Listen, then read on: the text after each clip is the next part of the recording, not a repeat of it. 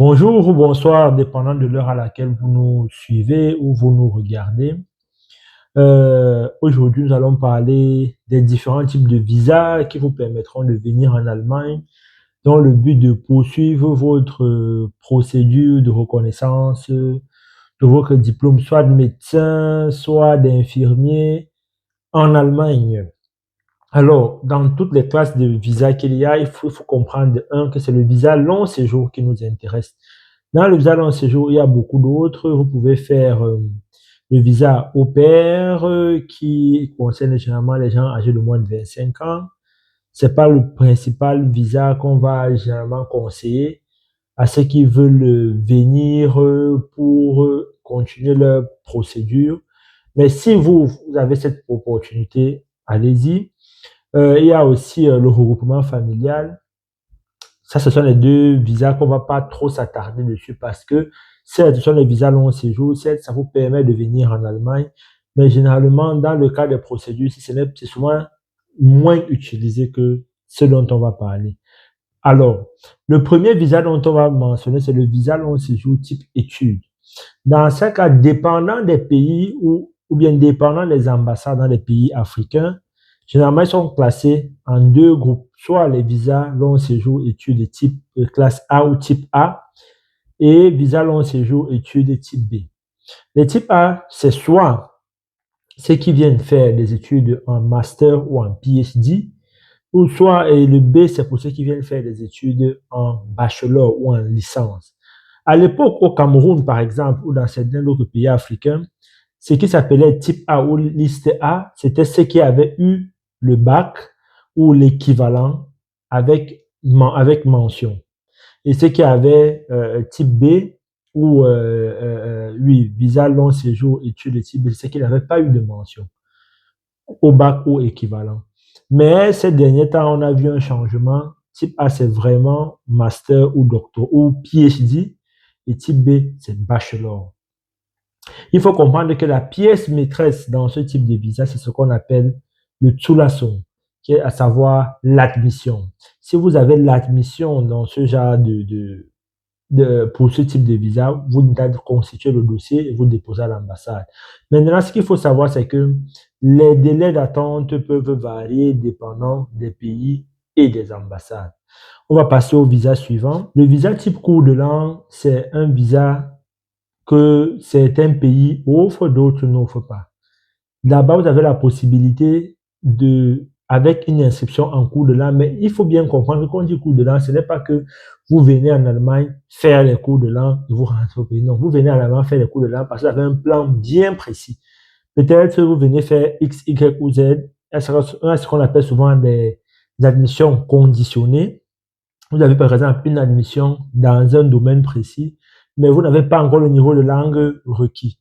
Dans ce cas, qu'est-ce qu'on vous demande? On vous demande simplement de venir avec une inscription en cours de langue qui prouve que si vous avez par exemple le A2 en allemand, vous allez pouvoir atteindre le B2 ou le C1 avant de poursuivre ce pourquoi vous êtes venu faire. Donc, c'est une catégorie dans certains pays, dû à des fortes demandes, parfois on supprime, parfois ça prend plus de temps aussi pour pouvoir obtenir le visa. Et là-bas, la pièce phare ou le document phare, c'est l'inscription en cours de langue. Il est à noter que quand on vient faire cours de langue, il faut avoir payé tous les niveaux. C'est souvent ça la particularité. Si vous avez le A1, il faut payer jusqu'au niveau qu'il vous faut pour poursuivre votre procédure ou démarche ou ce qui vous a amené. Après avoir parlé des visas cours de langue, il y a une catégorie de visas qu'on a ouvert il y a 2 ans, mais c'est une catégorie qui est un peu compliquée, surtout dans la perspective de poursuivre sa spécialisation ou pratiquer en Allemagne ou sa reconnaissance, c'est la Chancencard, c'est-à-dire la carte d'opportunité. C'est une carte qui est pour des professionnels déjà, qui ont une certaine expérience, qui ont déjà un niveau de langue et qui ont des diplômes, je peux dire, reconnus déjà en Allemagne. C'est pour cela que je dis que généralement, c'est une classe qui nous intéresse beaucoup, mais s'il y a peut-être d'autres diplômes en parallèle, ça peut être une opportunité. C'est une classe qui vient de s'ouvrir, qui n'est pas encore bien maîtrisée par certains acteurs, par certains pays, acteurs dans certains pays. Mais nous ne la recommandons pas beaucoup parce que il faut comprendre que le but de la procédure, c'est de justement faire reconnaître son diplôme.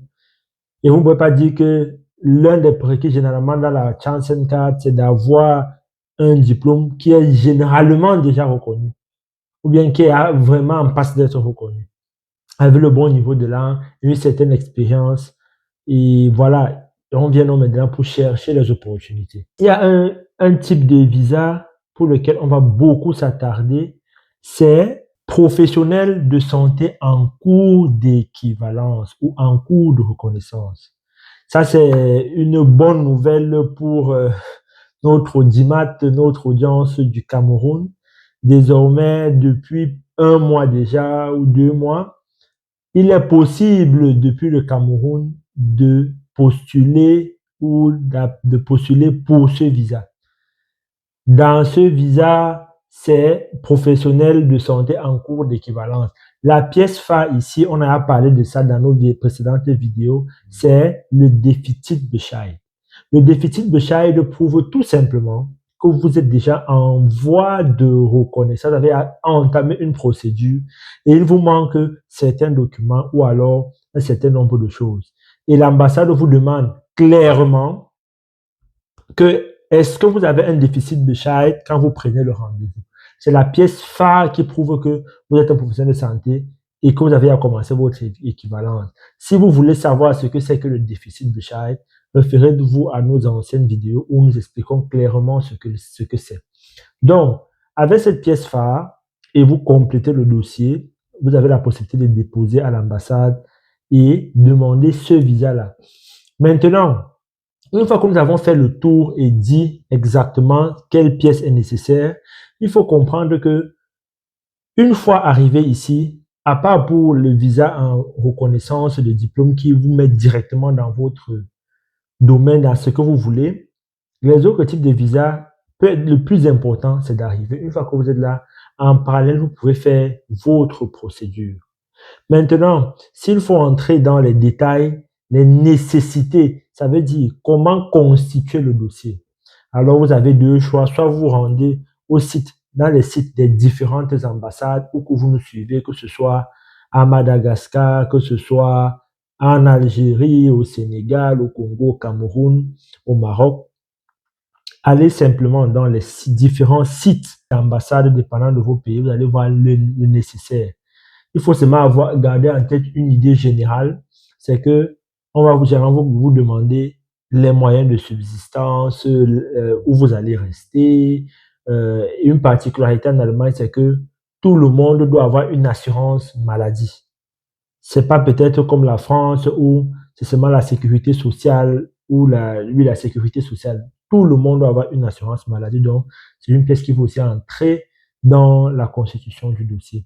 Donc, pour plus de détails, vous vous rendez directement dans les sites. Ou alors, si vous voulez souscrire, si vous voulez être accompagné, comme on vous l'a dit, on vous le répète, nous avons notre partenaire Omega Travel Agency qui a fait accompagner beaucoup de médecins pour la partie obtention de visa et voyage.